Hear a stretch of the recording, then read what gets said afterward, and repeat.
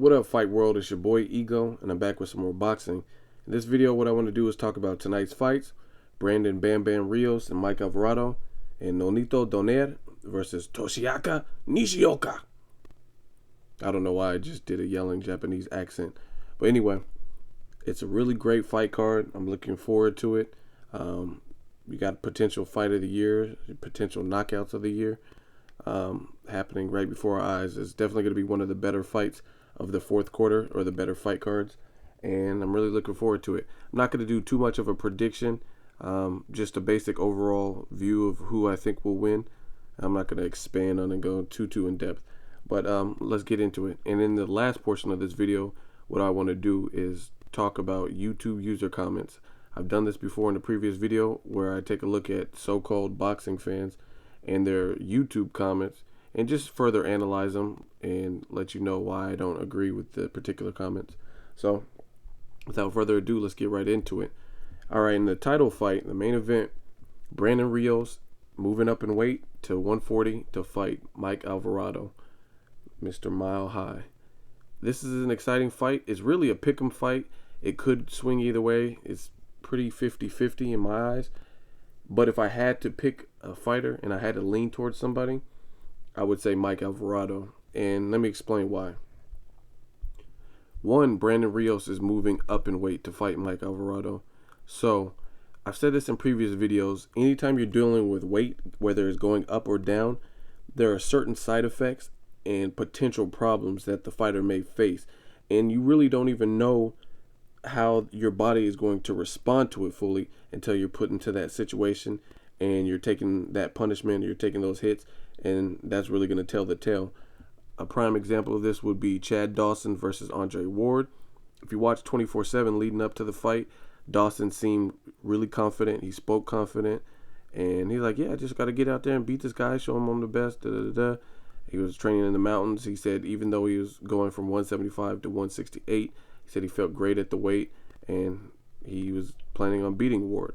However, when Andre Ward fought him, he did not look like the same Chad Dawson. And this is not to take anything away from Andre Ward. He's number 2 on my pound for pound list. Plus, he's from the Bay Area, like me, Oaktown. So I really like Andre Ward a lot. I think he's incredible. And I actually think Andre Ward beats Chad Dawson, whether it's at 168 or 175. That's my personal opinion. But I feel at 175, the fight would have been more competitive, at least in the earlier rounds, than this particular one.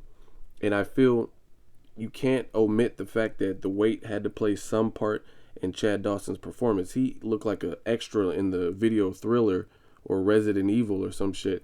He just looked like a zombie. He was very sluggish. And people don't realize whether you're going down in weight or up in weight, sometimes you can have similar adverse effects. Some people get sluggish when they lose weight.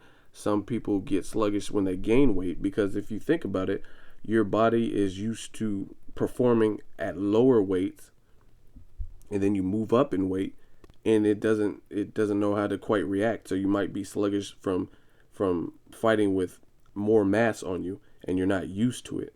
So it pretty much works both ways. There's a lot of things with weight. It doesn't matter 1, 2, 3, 4 pounds. People don't always take into consideration that weight plays a big part. Now, in Brandon Rios' situation, he's a little bit different, just based on the fact that Brandon Rios had problems making the lower weight classes, because obviously his frame grew out of it, so he no longer could make 135, and he was having problems weighing in. He was looking real sucked in, and now he's going up to a weight where hopefully he's more comfortable and he looks better performance-wise and weigh-in-wise. But still, you don't know how a person's going to react and respond.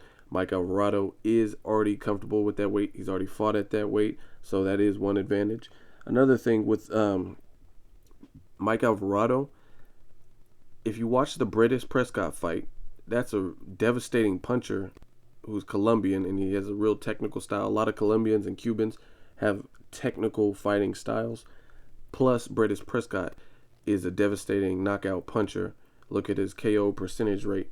And you could argue, oh, he's not fighting anybody, that's why his KOs are high. But he did also knock out Amir Khan when Amir Khan had not suffered a professional loss in his career. and he was the first person to expose that flaw that it could be done, and he did it in 1 round. So, despite whatever you're saying, power is power. You can't take it away from British Prescott. He has power. Since he has power, that means a fighter like that, you can never count them out. Never. Just because they have the power to hurt you with one solid punch that is landed flush. And a perfect example of this would be Randall Bailey versus Mike Jones. Mike Jones was winning that fight, and Randall Bailey, his corner, they were in his ear telling him what he needed to do, and he ended up placing a brutal uppercut and knocking Mike Jones out. And that's just because Randall Bailey is a hard-hitting puncher, and a hard-hitting puncher is always a threat just because they have the power to hurt you despite whatever you've done previously. So I can think of 1,000 examples of this. And anyway, a lot of people count British Prescott out, but I don't. Even if he's lost or hasn't looked spectacular against bums or whatever, you still can't count out a guy like that. And in the Mike Alvarado fight, British had his lip busted wide open. I'm talking about Mike Alvarado. His lip was just busted to shit, and his face was a bloody mess. Now, if you watch other fights, especially a younger fighter like Mike Alvarado, who hasn't been in those wars, like a fighter like Eric Morales, if you watch Eric Morales in Maidana, even though his face is swelling up, a person like that, just because they're seasoned and they have the experience in, usually they can make adjustments because, one, they're elite fighters, and then two, just from being seasoned, they've seen pretty much the different styles. They've seen the different elements of the fight game. But usually, sometimes you have younger fighters, and when they see their own blood, they begin to panic and kind of lose focus. And a perfect example of this would be Manny Pacquiao versus Eric Morales 1. Watch the first fight. Pacquiao sustained some kind of cut, and he was bleeding bad, and he was bleeding all into his eye. And you can tell Pacquiao didn't know how to respond to that. Pacquiao was very dominant in those divisions, so he was used to inflicting the pain, and if he had blood on him, usually it was his opponent's blood. So now he's seeing his own blood, and he doesn't know exactly how to continue operating effectively with that cut. Another perfect example of how to respond well to adversity like that, Floyd Mayweather. Floyd Mayweather's whole career, I don't remember a time where a fighter made his nose bleed, where he was visibly just bleeding a lot. And in the Miguel Cotto fight, Cotto hit him and his nose was bleeding. And I think a lot of people were shocked. And Floyd Mayweather could have been panicky and, oh no, the judges, I know they're seeing it, I'm bleeding, what do I do? But he's such a skilled and seasoned fighter. He didn't let it get to him. He didn't let it overwhelm him or frustrate him to the point where he started making irrational decisions. He stayed the pace that he wanted to stay, and he ended up winning that fight decisively. So those are just examples of fighters who have overcame obstacles in terms of cuts and injuries and fought through it to come out with the victory. And the same thing with Mike Alvarado, which is impressive. Anytime a fighter can make that adjustment in the ring, even though your face is bloody and you know how to respond to that, that's usually a telltale sign that a good thing for the fighter, you know what I mean? So Mike Alvarado did show me that in the British Prescott fight against a dangerous puncher. So that's another reason why I'm leaning more towards him. And then if you look at Brandon Rios is a tough fighter. I like him a lot as well, but I haven't seen the same amount of adjustments in some of his fights. Perfect example with that would be Richard Abril and Brandon Rios. I had Richard Abril winning that fight. I don't think he had the power to hurt Brandon Rios severely, but he definitely put on a clinic in terms of boxing him and outboxing him, and his awkward style made Brandon Rios look really bad. So Brandon Rios didn't really make certain adjustments to me in that particular fight, adjustments that he should have made. You're doing a plan A, and that's not working. You need to kind of consider plan B or plan C even if plan A is clearly not working. But with a fighter like Brandon Rios, I haven't really seen as much plan B, plan C. They kind of just stick with the same game plan, and if it's not working, then they'll just ride it out to the end and hope they get the decision kind of thing. Whereas in the Mike Alvarado, as I mentioned, you were able to see a level of adjustment that was made in order for him to come back and win that fight. And he beat Brettis Prescott in an impressive fashion. He knocked him out. So it was a great fight. Like I said, I'm looking forward to this fight a lot. I think it's a good thing for boxing. Two undefeated fighters, two young fighters, and they're both hungry. They're both tough. I know they're both going to give it their all. I have no doubt about that. And it's probably going to be a fight of the year candidate. So, like I said, if I had to pick one, I would pick Mike Alvarado, just based on he's comfortable with the weight, based on the fact that I've seen him make adjustments, and he's a lot taller than Brandon Rios too. So there's a couple obstacles stacked against Rios. But again, if Rios were to win, I wouldn't be shocked. It's not like Josecito beating Canelo. So we'll see what happens. But right now, as it sits, I told you who I'm going with as the winner, and that's Mike Alvarado. And in the undercard fight, you have Nonito Donaire and Toshiaka Nishioka. And I had to actually do some research on Nishioka a couple weeks ago because I wasn't well versed with him as a fighter. With that being said, I still think Nonito is going to win this fight. I think he has the talent to do it and to pull it off. There are certain things he's going to have to watch out for because Nishioka is a tough customer. He's seasoned. He's 36 years old.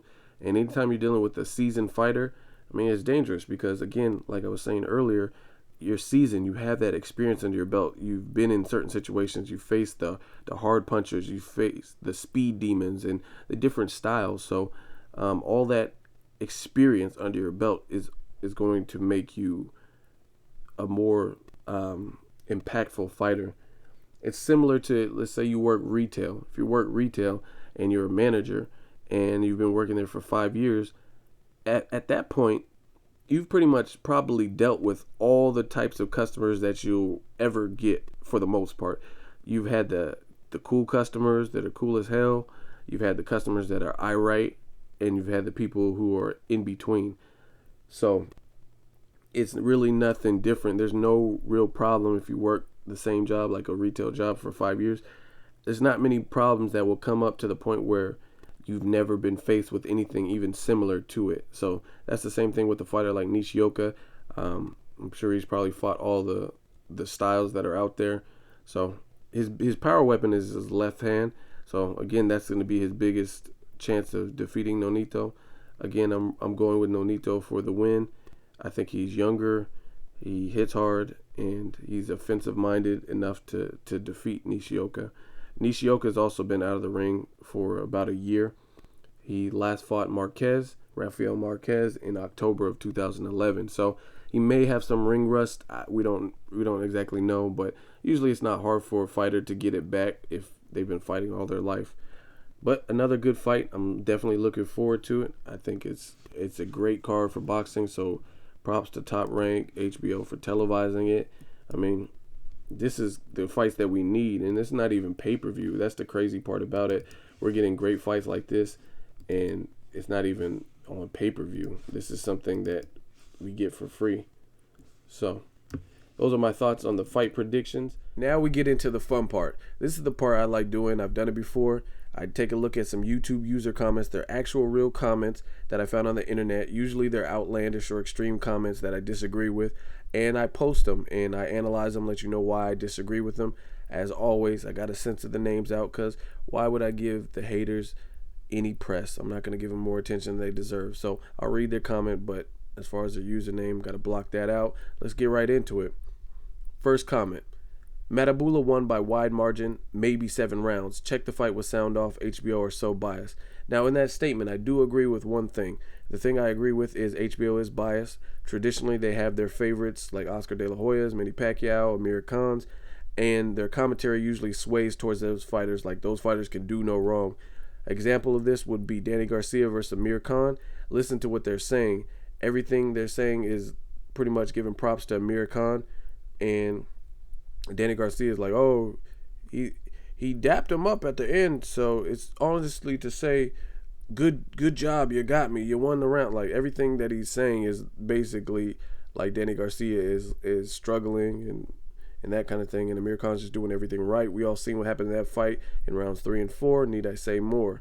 So back to this comment. Matabula won by maybe 7 rounds. I think that is definitely on the steep side.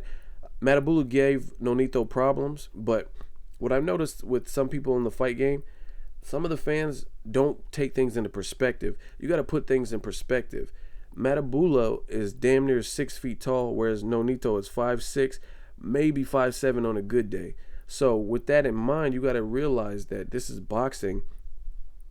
Your game plans don't always work out ASAP. Like, he's not going to just be able to formulate a game plan to knock this guy out who's way taller than him, almost 6 feet tall, in 2 rounds. If it works, it works, and I'm sure if he had that opening, he would take it. But it doesn't always work like that. So to say Jeffrey Matabula gave him some problems or it was a complicated fight, I'd be okay with that. That makes sense. Jeffrey Matabula, but that's to be expected. He's almost 6 feet tall and he has longer arms. A fighter that tall versus a fighter that short, all he has to do is flick a jab out there, and that automatically creates a problem that the shorter fighter is going to have to figure out. Another example of this would be Lennox Lewis versus Mike Tyson. Lennox Lewis is 6'5", Tyson's like 5'10", 5'11 and a half. So all Lennox Lewis has to do is throw his long arms out there, and it's keeping Tyson at bay, and Tyson's going to have to find a workaround to get around that. Plus, Tyson knows that Lennox Lewis is a big dude and he has knockout power, so he doesn't want to get too reckless with it. So nobody wants to get in the ring and get embarrassed, so sometimes it takes a little bit longer to figure out. But as far as saying Matabula won by 7 rounds, I have to disagree. Nonito was the aggressor all night, and he hurt him. His punches were more critical. He had more damaging blows. And if you look at the CompuBox numbers, sure, Matabula outpunched him.